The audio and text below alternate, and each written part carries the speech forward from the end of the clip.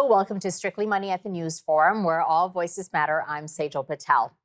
Conservative leader Pierre Poilievre has called on the Liberal government to halt raising employment insurance and CPP premiums. Premiums he's dubbed as tax hikes. This comes at a time when soaring inflation is hurting Canada's most vulnerable. And it raises the question, is this a tax or isn't it? Evelyn Jacks is president and CEO of the Knowledge Bureau, and she joins me now. Evelyn, great to have you back. Nice to be back. Thanks for having me today.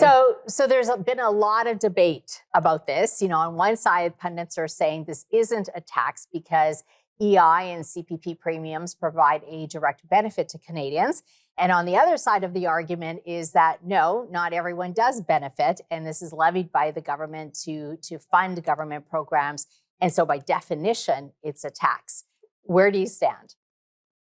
It is a tax. In fact, it is one of a number of taxes. Payroll taxes, by definition, are mandatory requirements, first of all, by employers. In fact, employers have quite steep penalties for not deducting and remitting payroll taxes to the government. In addition, employees do not get full deductions for the amounts that are contributed. And as you say, they're not guaranteed. There are a number of issues with regard to qualifying for both Canada Pension Plan and EI. The OECD, in fact, counts it as part of their tax wedge calculation, which is an interesting report. Canadians actually pay higher payroll taxes than many of the 38 OECD countries out there. And so I think the argument really is it's statutory, it's requirement and required, and it's rising. Canada Pension Plan and EI premiums are rising in 2023. And this is coming at a time when, of course, people are grappling with inflation and businesses are reopening under difficult times post-pandemic. Evelyn, you just mentioned was it a wedge tax? What exactly is that? Yes, the OECD measures the amount of take-home pay that people get after their deductions for payroll taxes and also their income taxes. And they take into account family benefits that are paid back as well in the case of families. And what is striking is that, first of all, our payroll taxes are on the higher side. When we take into account family benefits, overall we're on the lower side. But for singles in particular, the tax wedge is high in Canada. And the good news is that there's lots that we can do from a tax and financial planning point of view to make sure that we shore up our financial health while we have some of these wonderful societal programs that may be accessible to some of us when, for example, we have disability, retirement, or unemployment in our lives. Yeah. You know, I mean, EI, we know it serves a purpose, although I would argue, you know, not a lot of people actually collect it, and hopefully you don't. And the same thing, Evelyn, with CPP, right? It's in one way it's for savings, for retirement. But again, in your experience, do we actually get what we pay for? It's such a good question because it depends on, first of all, your longevity and your health. It also depends on whether you take CPP early or late. It depends on how long you work. For example, it's mandatory to contribute to the CPP, even when you're working until the age of 65. There's some rules around deferring the collection of CPP until the age of 70. And also it depends on your status, whether you're employed or self-employed, because self-employed people actually do contribute to the CPP.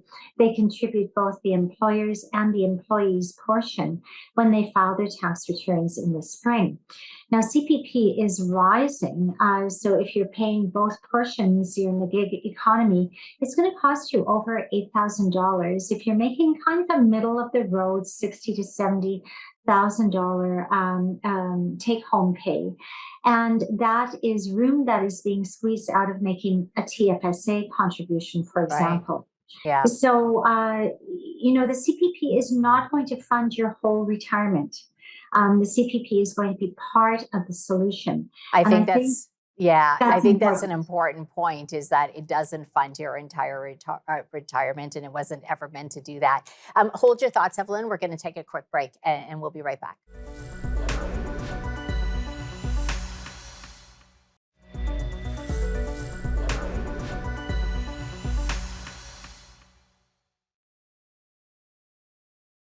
Welcome back. Evelyn, before the commercial break, we were talking about CPP premiums and IA premiums, and how EI rather, and that it's going up. And you just made the point in commercial break that they're contributory, right? If you don't pay into it, you're not going to get it back.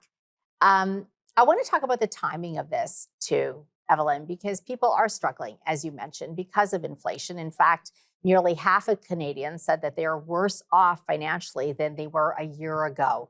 So this is putting pressure on people's cash flow, whether it's personal or business. And that's kind of really the heart of this, isn't it? Yes, it is. And from a timing point of view, certainly there have been groups who have lobbied perhaps for a freeze on the increases that we're seeing in the CPP and EI premiums. So we'll have to leave that to government to fight that out. But this is a really important time from a planning point of view to have discipline because we do have, first of all, social programs we've agreed to contribute, CPP and EI. We've decided that that's something we want to do, but they are contributory, as we mentioned. But secondly, there have been so many people displaced out of the workplace, and they have to make sure that they save for their own retirement. So for young people in particular who have compounding time on their side, putting money, tucking it away into a tax-free savings account is so important because it will secure a tax-free retirement for you in the future. So if you're 18, a resident of Canada, and you've got some money that you can put into a TFSA, it's a very important thing to do. But if you don't have money to put into a TFSA and you have RSP contribution room, make your RSP contribution, which will save you money on your taxes. And then that tax refund can go into your TFSA. Doing a little bit is more important than doing, the maximum contribution. Even if you can save a little bit, because of your long compounding time as a young person, you're still going to benefit. Seniors too, if you're taking money out of a RIF, for example, tuck it away into a TFSA, your future retirement is going to be tax-free on those funds in the TFSA. I know So we have some sometimes very important vehicles here in Canada. I was just going to say, these are such important tax shelters that sometimes people don't take advantage of.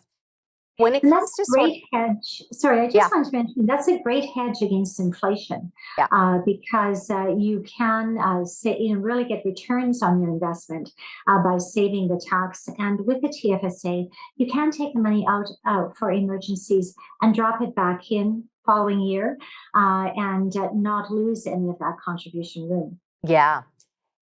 Evelyn, the support that both sides of the political party, I guess they have a different vision of supports, right? On one side, the right side or the conservative side, they're looking for tax cuts, and on the liberal side, they're like, well, let's help Canadians through handouts.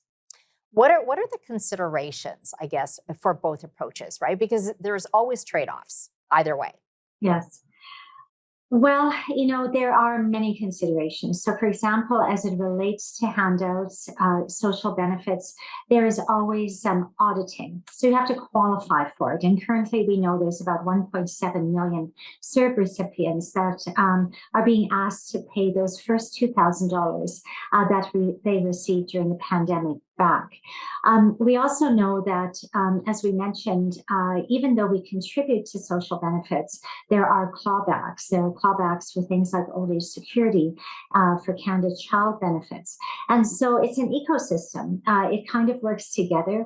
I'm not sure that any of the handouts are meant to be permanent, although when we look at Canada Pension Plan, most employees are counting on that Canada Pension Plan to form part of their retirement plan.